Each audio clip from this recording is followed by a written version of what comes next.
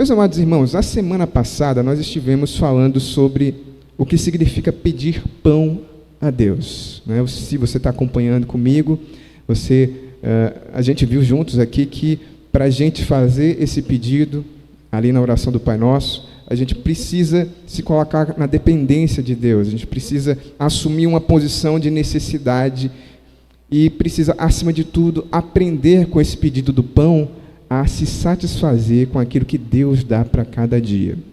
Mas isso a gente viu na semana passada. No estudo de hoje, muito bem, a gente vai adentrar aqui a nossa quinta petição. Me perdoe a repetição de tantas informações, mas tem gente nova chegando sempre. A gente dividiu a oração do Pai Nosso em 6 petições e agora nós já estamos na sexta, nós já estamos na quinta petição, certo? Nós estamos quase no finzinho da oração do Pai Nosso e cada uma das petições vale a pena a gente parar um momentinho para perceber, para estudar, para entender a importância. Por isso, hoje à noite eu vou pedir mais uma vez para você abrir a sua Bíblia em Mateus capítulo 6, né? De tanto a gente abrir em Mateus capítulo 6, a Bíblia já está no automático nas quintas-feiras, né? Mas abra aí a sua Bíblia, Mateus capítulo 6, versículo 12. Mateus capítulo 6, versículo 12. Hoje o nosso tema é desafiador. Mateus capítulo 6 e versículo 12. Eu vou ler aqui na minha versão e você acompanha também na sua. E diz assim a palavra de Deus, Mateus 6, 12. E perdoa-nos as nossas dívidas, assim como nós também perdoamos aos nossos devedores. Meus irmãos, vamos orar, meus irmãos. Vamos orar. Vamos orar para que o Pai nos ajude a fazer essa oração de todo o coração.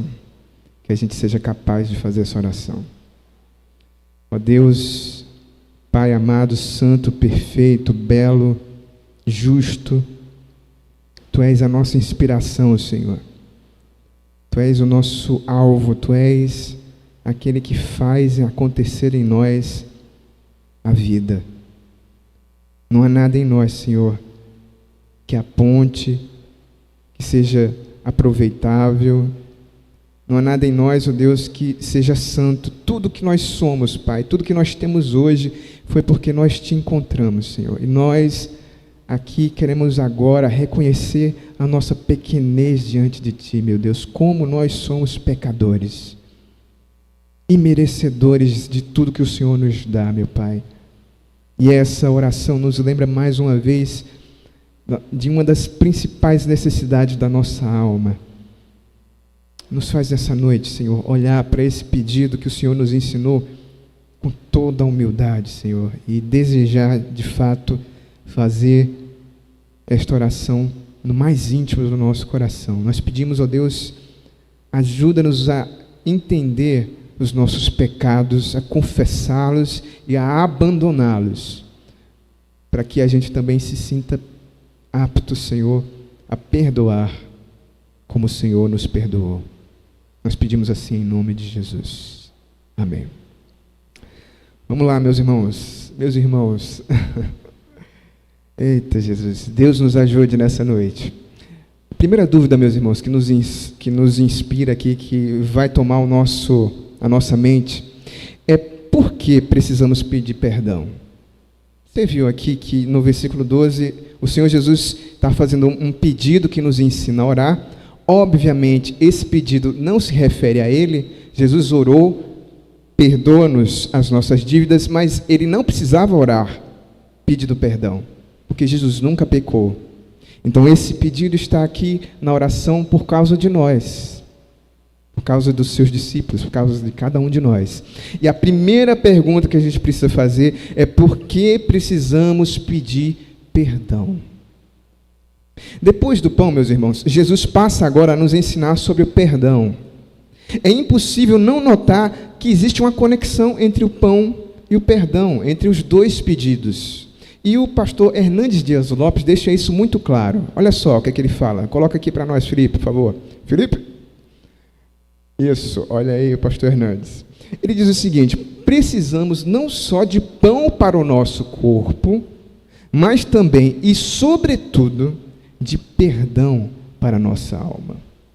Riqueza material sem perdão espiritual é consumada miséria. Então, veja que a gente pode notar, inclusive nos 3 últimos pedidos da oração, a gente pode fazer uma junção. Se você perceber na sua Bíblia, os 3 primeiros não tem ligação, né? Santificado seja o teu nome, venha o teu reino, seja feita a tua vontade. São 3 pedidos como que independentes. Agora, nos 3 últimos, nós temos sempre uma conjunçãozinha ligando. E perdoa-nos, e não nos deixes cair em tentação. Então, está um ligado com o outro. O pão está ligado com perdão, que está ligado com proteção. Nós vamos ver isso. É até fácil decorar. Pão, perdão e proteção, né? E o Hernandes Dias Lopes fala que como o nosso corpo precisa do pão, a nossa alma se alimenta do perdão. Nenhum de nós consegue viver uma vida tranquila sem o perdão. O Hernandes Dias Lopes é famoso, né, na poesia que ele faz. Ele diz que o perdão é a asepsia da alma, é aquela limpeza da ferida da alma. É o que deixa a nossa mente, a nossa cabecinha deitar tranquila no travesseiro. Esse pedido, meus irmãos, pode parecer simples, mas é uma lembrança de que ainda somos pecadores. E eu estou avisando para você, desde já, nós estamos entrando num terreno doído. Um terreno que vai exigir um pouquinho mais do nosso coração. O Lutero, por exemplo, condensava, ele resumia a nossa situação, a nossa condição, numa frase em latim, que ficou muito conhecida na Reforma Protestante. Essa frase é simul iustus et peccator, que quer dizer, nós somos ao mesmo tempo, simultaneamente, justos e pecadores. Então, quando nós recebemos vida em Jesus, nós fomos justificados, como diz o apóstolo Paulo, justificados, pois temos paz com Deus, aleluia, glória a Deus, não existe mais condenação para quem está em Cristo Jesus, e é por isso que a gente está aqui tentando responder essa pergunta. Precisamos pedir perdão? Não fomos perdoados, não? Não fomos justificados, não? Simul iustus et peccator, nós somos ao mesmo tempo justos e ao mesmo tempo pecadores. Nós continuamos, nós temos em nós a natureza de Jesus, mas frequentemente nós estamos lutando com a nossa velha natureza. O velho homem quer sempre voltar e nos dominar, e o apóstolo Paulo fala disso bem no capítulo 7, é isso mesmo, eu acho que é ali que ele expressa aquela briga, né? Miserável homem que sou, nós vamos ver até esse texto daqui a pouquinho, né? O bem que eu quero fazer, eu não faço, e o mal que eu não quero fazer, eu acabo fazendo. Ah, meu Deus, quem me livrará desse corpo de morte? Quem vai tirar esse pecado de mim? Então nós, enquanto estamos aqui, somos ao mesmo tempo santos e ao mesmo tempo pecadores. Existe até uma frase do Lutero, eu já citei essa frase aqui, mas eu vou repetir, quando ele disse que pensou que quando ele se batizou, ele tinha matado o velho homem, mas ele descobriu que o miserável sabia nadar.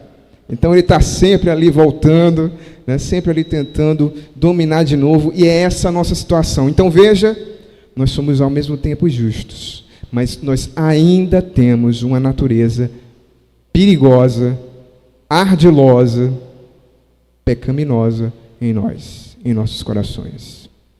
E o William Hendrickson completa aqui, vamos também ver um pouquinho o que ele fala. Ele diz: é verdade que a base do nosso perdão diário foi estabelecida de uma vez por todas por meio da expiação por Cristo.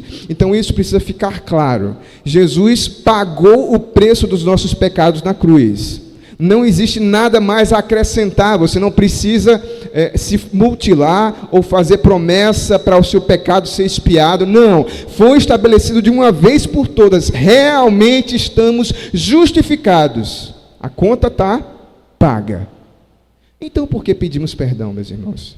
E aí completa o William Hendrickson, não é necessário a gente acrescentar nada, porém, essa purificação total e objetiva precisa de aplicação diária, pela simples razão que pecamos todo dia.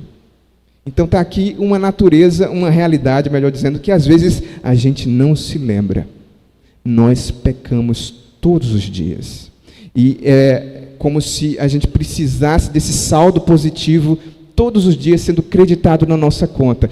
Todos os dias a gente precisa que essa justiça, que o que Cristo fez na cruz, seja aplicado sobre nós. Estou lembrando agora daquela boa parábola, daquela boa imagem, né, que o Senhor Jesus fez com os seus discípulos, quando ele começa a lavar os pés dos discípulos, estão lembrados? Ali, que tem um significado espiritual óbvio. E Pedro diz: Senhor, de maneira nenhuma o Senhor vai lavar o meu pé de chulé aqui, Deus me livre. Não. E Jesus diz o quê? Pedro, se eu não lavar os seus pés, você não tem parte comigo. E aí Pedro diz: então, Senhor, me dá logo uma chuveirada aqui, né? Calma, Pedro. O que Jesus está ensinando ali, meus irmãos?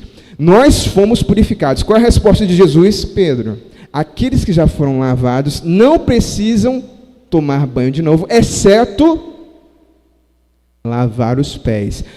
Ou seja, Jesus está dizendo que na caminhada cristã, enquanto a gente vai caminhando, a gente vai voltando a sujar, a gente vai voltando a acumular sujeira, que precisa diariamente da lavagem, que é o perdão dos nossos pecados. Está dando para entender tranquilo, né, meus irmãos?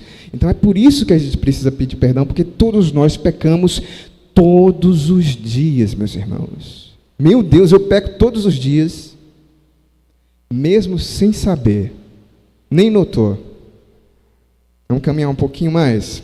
Portanto, meus irmãos, o perdão é uma necessidade, é uma de nossas necessidades mais urgentes. Se você abrir aí no Salmo 19, versículo 12, diz o seguinte: quem pode entender as próprias faltas? Expurga-me, tira de mim tu aquelas que me estão ocultas. O que Davi está dizendo no Salmo 19 é que existem pecados que a gente comete que a gente nem tem noção que a gente cometeu. Tem coisas no nosso dia a dia que são disposições que a gente normaliza e vai passando desapercebido e a gente nem notou, a gente nem percebeu. Pecados externos e pecados internos, nós, já diz a Bíblia, nós somos, é um dos amigos de Jó que diz isso, e a gente pode trazer para o bom sentido, né? Porque pegar as palavras dos amigos de Jó é complicado, né? É complicado porque são os amigos assim meio da onça, mas o pecador, o ser humano, bebe a iniquidade como água. A gente peca com muita facilidade. Então, nós precisamos de perdão urgentemente. Isso nos leva, meus queridos, para a nossa segunda pergunta, a segunda dúvida nessa noite. Por que Jesus chama os nossos pecados de dívidas? Tá certo, então a gente vai para o nosso ponto 2 aqui. Entendemos que a gente peca, entendemos que todos nós pecamos todos os dias e que a gente precisa de perdão. Mas por que Jesus chama de dívida o nosso pecado? Por que Jesus escolheu essa palavra? E aqui, meus irmãos, a gente vai começar a perceber o local, o buraco onde a gente está entrando. A profundidade da cisterna, não é bem o nome cisterna, está mais para uma fossa, né? Para a natureza da nossa ruindade, da nossa pecaminosidade. Eu tenho que dizer, antes de tudo, meus irmãos, que o terreno que a gente está entrando agora é muito incômodo. Não é um pouquinho desconfortável, não, é bastante incômodo, e a gente vai entender por quê. O William Berkeley afirma que, entre todos os pedidos da oração do Pai Nosso, este ou esta petição é a mais temível. A mais temível. William Berkeley chega a dizer que a gente deveria pensar 2 vezes quando vai orar: perdoa as nossas dívidas, assim como nós perdoamos aos nossos devedores. A gente vai chegar à conclusão nessa noite, meus irmãos, que nem sempre a gente vai conseguir fazer a oração do Pai Nosso. Nem sempre a gente vai estar em condições de orar de coração, oração completa. Por quê? Por que Jesus chama de dívidas? Mais uma vez, a gente vai dividir, então, em 2 momentos, e a gente vai analisar parte por parte o versículo 12. Primeira parte está aí, e perdoa-nos as nossas dívidas. Vamos bem devagarinho aqui, para a gente ir construindo o nosso pensamento e entender do que a gente está falando. Perdão é um assunto difícil, um assunto doído, mas a gente precisa enfrentar. Vamos lá. E perdoa-nos as nossas dívidas. A palavra dívidas, que você está vendo aí na sua Bíblia, ela é traduzida para o português de diversas maneiras. Daqui a pouquinho a gente vai entender por que a melhor tradução é realmente dívidas. Você vai ver em algumas traduções ofensas, né? Inclusive algumas pessoas decoram assim, né? Perdoa, como é que é, meu Deus? E perdoa os nossos ofensores, né? As nossas ofensas, assim como nós perdoamos os nossos ofensores, né? Tem essa versão. Nós temos outras versões que são os transgressores, transgressão. Se a gente for bastante exato com o que está aqui no nosso texto, não é essa a palavra, não é esse o sentido. E tem muita importância o verdadeiro significado, a palavrinha que está aparecendo aqui. Eu coloquei ali só para informação. A palavra grega ali é opheilema, certo? E ela é bem diferente de todas as outras 4 palavras que o Novo Testamento traz para pecado. A mais famosa, eu acho, que é hamartia. Você já deve ter falado, hamartia. Hamartia é errar o alvo. É uma palavra para pecado. Não é hamartia que Jesus está usando aqui. Jesus usa opheilema. Certo? O que é opheilema? É dívidas, e essa palavra tem o significado de não pagar o que se deve, deixar de cumprir um dever. Então, Jesus está dizendo que nós, quando pecamos, estamos deixando de pagar alguma coisa, nós estamos deixando de cumprir o nosso dever. Se você for em Mateus capítulo 18, você vai lembrar da parábola que o Senhor Jesus conta sobre perdão de pecados, que também é muito difícil, né? A parábola do credor incompassivo. A gente vai voltar para ela na segunda parte do versículo 12, mas eu já queria lembrar você um pouquinho da história. O que diz a parábola do credor incompassivo? Havia um senhor, né, que tinha vários servos lá, e um desses servos devia, assim, absurdos, né? A parábola diz que era 10.000 talentos. Se você gosta de números, se a gente fizer uma transformação para os dias de hoje, 10.000 talentos daria 12 toneladas de ouro. Em outras palavras, mais ou menos 54 bilhões de reais. 54 bilhões de reais é o que o rapaz devia ao seu senhor, se a gente fizer assim a conversão para o dinheiro de hoje. E aí diz a parábola que esse servo chega aos pés do seu senhor e começa a clamar desesperado: tem misericórdia de mim, tem compaixão de mim, eu vou pagar. Ele não tinha como pagar nem 10.000 anos essa dívida. E, para surpresa, o que acontece, meus irmãos? O Senhor faz o quê? Perdoa tudo. A dívida toda. Para pagar a dívida, o Senhor tinha dito que era preciso vender ele, vender a esposa, vender os filhos, vender os escravos, vender tudo que ele tinha, e ainda assim não pagava a dívida. E o Senhor perdoa tudo. E aí você conhece o restante da história. Esse rapaz, perdoado, sai da presença do Senhor e ele vai encontrar um dos seus servos lá, que devia 100 denários, que era muito menos do que ele devia. E o que ele faz com o rapaz? Ele pega o rapaz pela goela: me paga, miserável, paga o que você me deve. E aí ele repete as mesmas palavras. Ele repete as mesmas palavras que esse servo tinha usado, né? Tenha compaixão de mim, eu vou pagar tudo. Só que aí ele manda para cadeia. E aí o final da história a gente vai voltar daqui a pouquinho, mas o que eu estou querendo que você perceba é que Mateus 18 traz essa ideia do que está sendo dito aqui em Mateus 12. Quando nós dizemos, perdoa-nos as nossas dívidas, nós estamos assumindo que nós temos um débito para com Deus. Que nós temos algo que devemos a Ele e que deixamos todos os dias de cumprir, todos os dias de pagar. Que débito seria isso que você tem com Deus? Que você está devendo a Deus? Por exemplo, Romanos 13. Romanos 13, versículo 8 diz: a ninguém devais coisa alguma, a não ser o amor. Não matarás, não adulterarás, não falarás falso testemunho. E se houver algum outro mandamento, tudo nesse se resume: amarás ao teu próximo como a ti mesmo. O que é que você está devendo? Devendo amor a Deus e amor ao próximo. Todos os dias nós estamos devendo. Pode passar, por favor. E as nossas dívidas, meus irmãos, são justamente isso, são os nossos pecados. Nós estamos devendo todos os dias, porque todos os dias nós falhamos diante de Deus. Falhamos no amor, falhamos na santidade, falhamos no respeito ao outro, falhamos no amor que nós devemos a Deus e ao outro.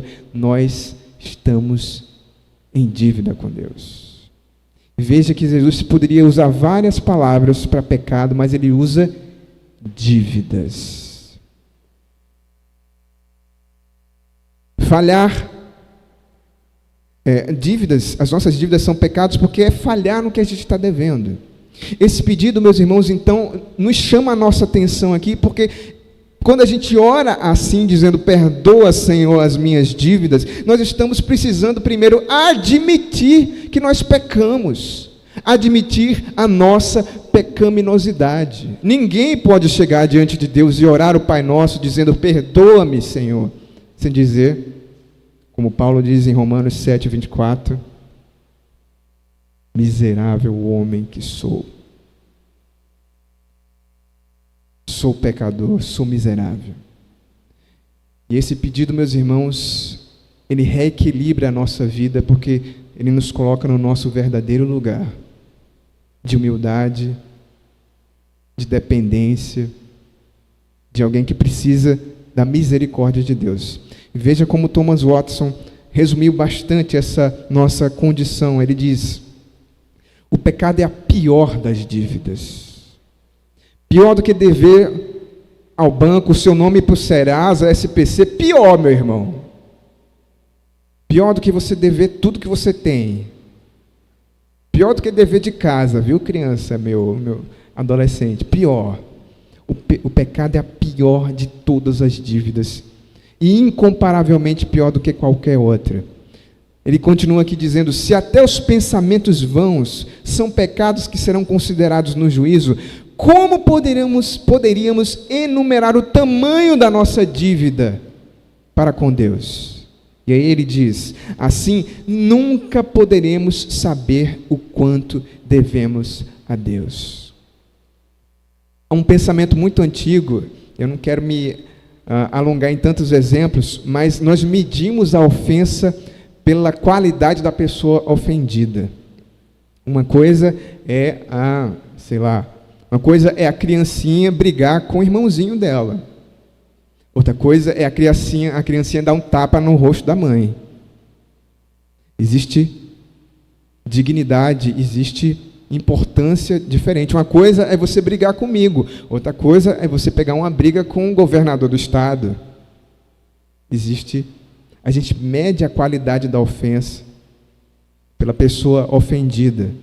E aí, quando nós ofendemos a Deus, Deus é uma pessoa de caráter, de valor imensurável. Por isso, um único pecado é digno do inferno. A nossa dívida é imensurável, é incalculável. Nós não podemos nunca saber quanto devemos a Deus. Não cai bem a devedores terem um espírito orgulhoso, senão humilde. Convém a todos se humilharem diante do grande credor, implorando-lhe por perdão, tal como o Senhor Jesus nos ensinou a fazer na oração do Pai Nosso. Então, meus irmãos, como eu falei para vocês, hoje à noite a gente está num terreno bastante desconfortável. Isso faz a gente pensar a nossa espiritualidade. Não tem ninguém que venha aqui para casa, para esse lugar aqui, que fique com o pescoço empinado, achando que é o arcanjo Miguel de santidade. Ai, meu Deus do céu, olha só como eu faço bem, ou eu estou aqui. Acaba, diante de Deus, cessam todas as vaidades e todos os títulos. Todos nós somos miseráveis. Quando nós aprendemos a orar, o nosso espírito vira um espírito humilde, a gente vira uma pessoa tratável, uma pessoa sensível, você perde as vaidades, você vira uma pessoa mais simples, mais real. E como a gente precisa que Jesus nos ensine a orar, dizendo: Senhor, perdoa os meus pecados, as minhas dívidas. Pedir perdão a Deus é lembrar que todos os dias a gente ofende a quem mais nos ama. E muitas pessoas, eu tenho repetido isso diversas vezes, mas é a minha visão, a gente tem transformado os nossos cultos hoje em dia em grandes encontros, grandes movimentos de mover, que não chegam ao profundo do coração, porque não nos fazem olhar para quem Deus é. Que nos colocam num pedestal onde Deus mandou eu te dizer, nada contra, mas somente isso, só ficar nisso, e nada em nós é tratado, e você nunca sai atingido, nunca sai modificado. O que você precisa entender da sua natureza nunca é ferido. E nós nunca recebemos a cura que a gente tanto precisa. Por isso, hoje à noite, eu e você vamos olhar e com o Senhor Jesus dizer: Senhor, não me deixa passar dessa terra sem perceber o quanto eu preciso de Ti. Quanto eu tenho sido falho e devedor ao Teu nome. Você não pode sair daqui dessa noite, meu irmão, sem orar dizendo: perdoa-me, Senhor. Perdoa-me pelo que eu tenho feito, pelo que eu tenho sido. Essa expressão, meus irmãos, transmite a ideia de perdão como único modo de cancelar a nossa dívida diária com Deus. Precisa ser diário, precisa ser todo dia, porque todo dia nós estamos em débito, nós estamos em dívida com o Senhor. Todos os dias a gente precisa desse perdão que recupera a nossa alma da lama, que bate no nosso rosto, mas ao mesmo tempo alisa, traz o carinho, o renovo, o refrigério para a alma, que nos devolve para a santidade, para a vida com Deus. A única forma de descansar o seu coração é você receber o perdão de Deus, mais uma vez nessa noite. A única forma da sua alma sair daqui feliz e tranquila é dizer: aleluia, minha alma recebeu perdão, tudo foi pago, eu tenho livre acesso diante do meu Pai mais uma vez.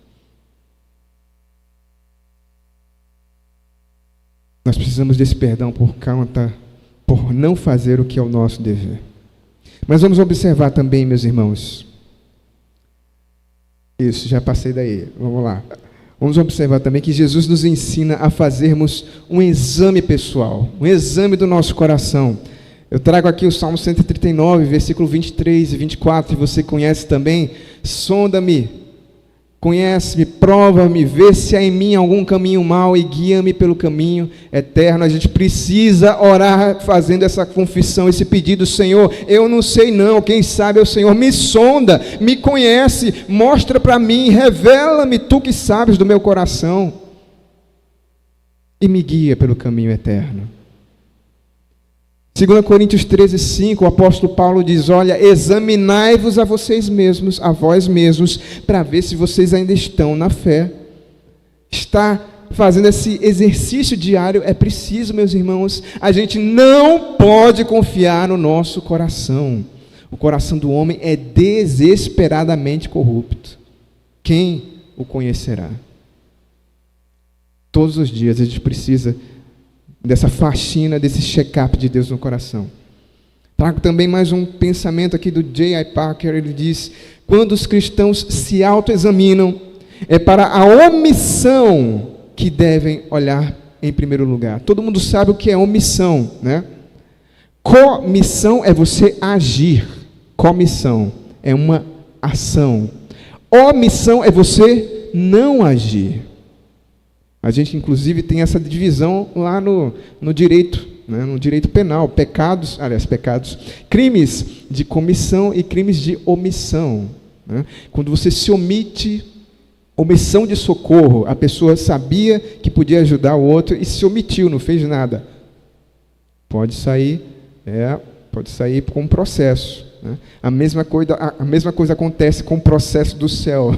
Meus irmãos, quando a gente se omite, quando a gente sabe que pode fazer o bem e a gente não faz, a gente peca. Diz o J.I. Packer: fazendo isso, os crentes descobrirão que seus mais tristes pecados foram um bem que deixaram de fazer. Quantas vezes eu e você sabíamos que a gente podia fazer um bem, mas porque a gente não ia com a cara da pessoa? Eu vou nada. Oxi, fulaninho do meu trabalho, que todo dia encrenca comigo, eu abri a porta para ele, abro nada. Era que você vê ele para lá. Você vê que, sei lá, uma pessoa que você ama, né, para não dizer o contrário, né? Está passando aquela dificuldade, você sabe como ajudar, mas quem mandou se intrigar de mim? Está vendo? Quem mandou se intrigar de mim? Deus pesando a mão agora, está vendo? A gente pensa, não pensa assim, meus irmãos? A gente pensa assim. Pois é. A gente precisa reconhecer, meus irmãos, que os nossos mais tristes pecados não são nem aqueles que a gente faz propositalmente. São, no caso, não aqueles de ação, mas aqueles de omissão. E aí eu fecho aqui dizendo: e perdoa-nos as nossas dívidas, revela que pecamos tanto fazendo o mal, como deixando de fazer o bem. Nós pecamos tanto fazendo o que é mal, mas também, e talvez principalmente, como diz o J.I. Packer, deixando de fazer o bem. Não tem, meus irmãos, nenhum de nós aqui que saia sem ser acusado de pecados. Se a gente começar a tratar melhor a nossa vida, se a gente começar a levar a nossa pecaminosidade a sério, sabe o que vai acontecer, meus irmãos? Um avivamento. Se a gente começar a tratar os nossos pecados seriamente, aquilo que a gente faz, se a gente quiser virar crente, como eu gosto de dizer, meu Deus, eu só queria ser crente. Se a gente realmente tiver esse fogo no coração de Senhor, eu quero levar a sério essa vida de santidade. Eu não quero deixar um pensamento errado passar liso, sem recriminação na minha mente. Eu quero ser santo. A gente vai ver que fazer o que é certo é uma necessidade que a gente não consegue fazer. Que fazer o que Deus quer é impossível se Deus não agir em nosso coração. Amém, meus irmãos? Deixa eu tomar uma aguinha, porque vamos caminhar um pouquinho mais. Vocês estão preparados? Nós vamos para a segunda parte, meus irmãos. A mais dolorosa dessa noite. O tema é difícil mesmo. O tema é sério. Eu costumo tirar um pouquinho o peso, mas a palavra de Deus nos corta. E quando ela corta, ela faz algo tremendo. Deus transforma vidas quando Deus atinge corações. Então vamos lá, vamos respirar fundo. Em segundo lugar, a gente tem aqui o finalzinho do versículo que nos diz algo espantoso, meu irmão. Incrível, impressionante. O Senhor Jesus diz, Ele acrescenta: nos perdoa, Senhor, as nossas dívidas, assim como nós também perdoamos aos nossos devedores. Assim como nós também perdoamos. Significa, meu irmão, estou disposto a perdoar meus devedores da mesma maneira que espero ser perdoado por Deus. Quando você ora, Pai, perdoa os meus pecados, não precisa nem repetir, como eu também tenho perdoado. Você está dizendo, Senhor, me perdoa, porque eu estou disposto a perdoar 70 vezes 7. Quem se atravessar na minha frente. Eita Jesus, 70 vezes, 7 não. Não, Pedro, 70 vezes 7. Se durante o dia a pessoa vier para você arrependida, perdoe 70 vezes 7. A gente vai ver que vai muito além de ela vir arrependida também, né? Mas esse 70 vezes 7 é Jesus lembrando de Lameque, que disse que seria vingado, que ele tinha um espírito tão iracundo que seria vingado 70 vezes 7. Caim seria vingado 7 vezes, eu matei tanta gente que eu serei vingado 70 vezes 7. Jesus inverte a lógica no Novo Testamento da vingança para o perdão. Vamos lá.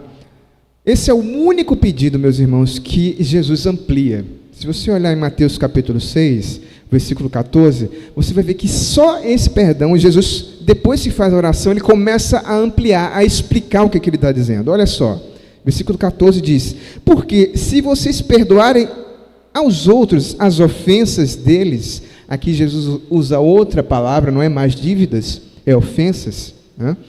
Também o Pai de vocês que está no céu perdoará vocês. Se, porém, versículo 15, não perdoarem aos outros as ofensas deles, também o Pai de vocês não perdoará as ofensas de vocês. Não existe sombra de dúvida, meu irmão. É claríssimo o que a palavra de Deus está dizendo. Se nós não perdoarmos, nós não seremos perdoados. Simples assim. Essa é a palavra de Deus, meus irmãos. Enfrentar o texto bíblico é levar a sério.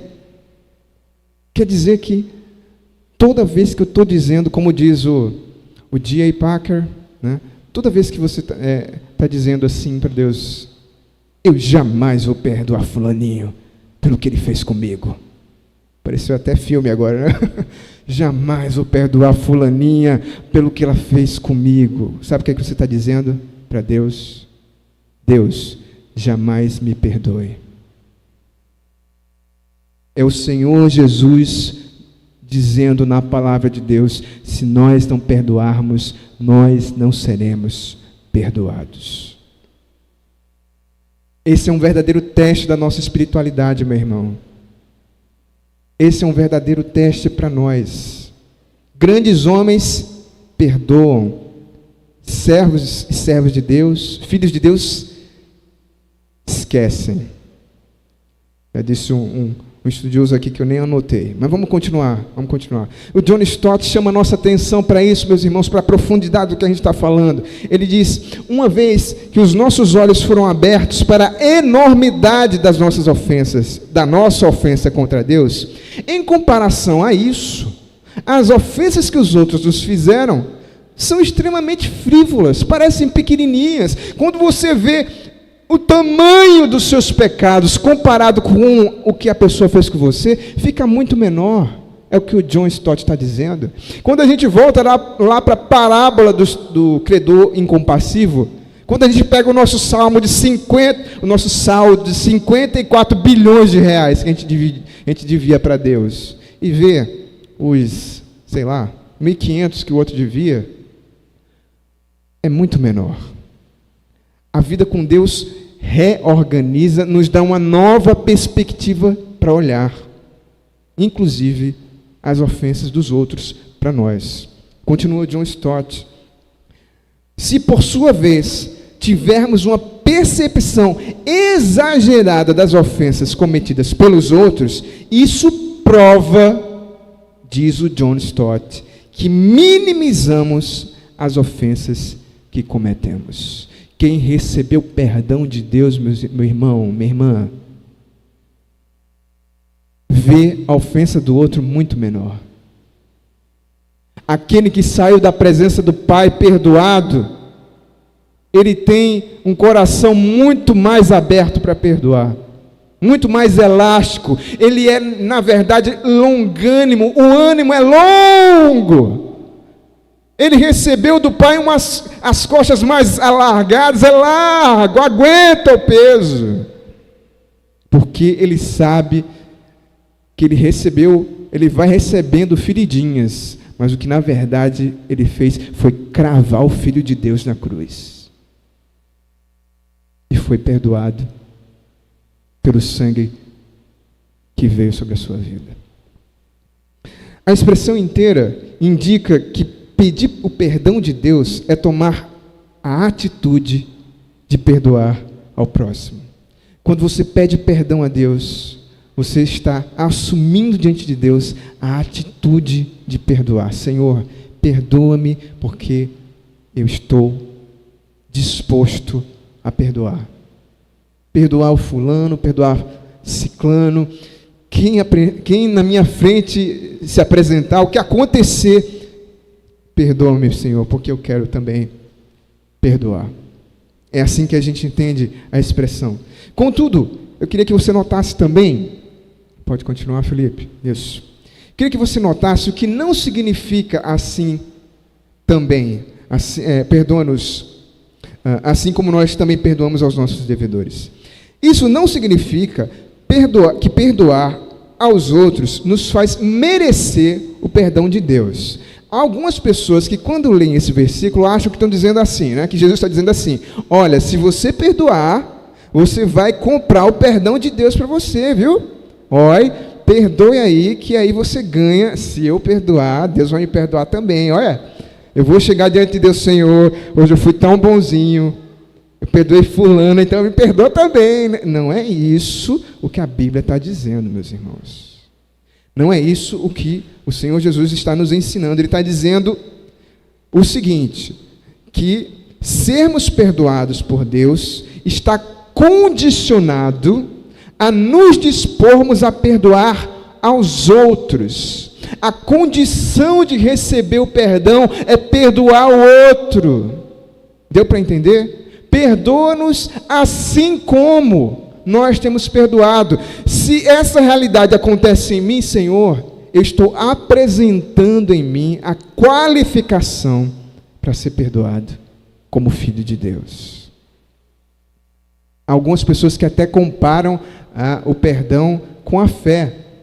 Pela graça sois salvos, mas qual é o canudinho que faz a fé chegar para a gente? Mediante a fé. Não é a minha fé que me salva. Eita, eu sou salvo porque eu criei. Não, é pela graça, é de graça, mas é mediante a fé. A gente precisa crer. Do mesmo jeito o perdão. O perdão é de graça para nós, mas a gente precisa perdoar. Para que a gente prove em nosso coração que está sendo operado em nós a obra de Deus. Que nós realmente fomos perdoados. Por isso, perdoar é uma condição para ser perdoado. Harrison, eu nunca ouvi isso na minha vida. Mateus capítulo 6, versículo 12. Perdoa-nos as nossas dívidas, assim como nós também perdoamos aos nossos devedores. A gente tem 2 textos que eu coloco aí. Agora sim eu quero ir para Mateus 18. A gente está caminhando aqui. É um assunto um pouquinho mais doído, estou tentando ir mais devagar. Mas Mateus capítulo 18 vai terminar ali a parábola do credor incompassível. E olha só o que o Senhor Jesus diz no versículo 33. Ele coloca na boca ali do patrão que perdoou. Será que você, ele falando para o servo que não perdoou, né? Será que você também não devia ter compaixão do seu conservo, assim como eu tive compaixão de você? Olha a palavra que Jesus coloca na boca de Deus. É como se Deus, quando a gente começa a alimentar ódio, rancor no coração, isso eu não vou perdoar, isso eu levo para sepultura comigo, jamais eu perdoo fulano, magoou meu coração. Não, isso não tem perdão. Sabe qual é a palavra que Jesus coloca na boca de Deus? Será que, da mesma forma que eu demonstrei amor para você, você não poderia demonstrar esse amor para outras pessoas? Palavra de Deus, meus irmãos, versículo 33. E aí no versículo 35, Jesus arremata: assim também o meu Pai que está no céu fará com vocês. Fará o quê?